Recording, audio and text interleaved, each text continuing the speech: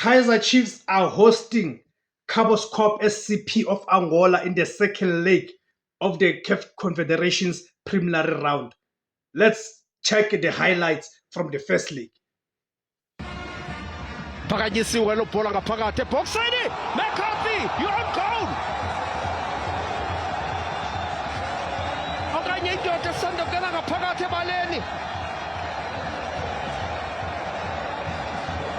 Julio.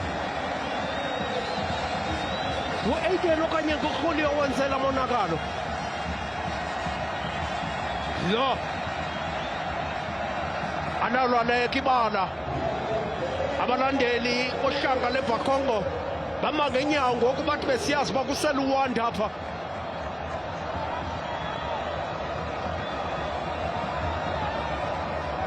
Yenzeka impazamo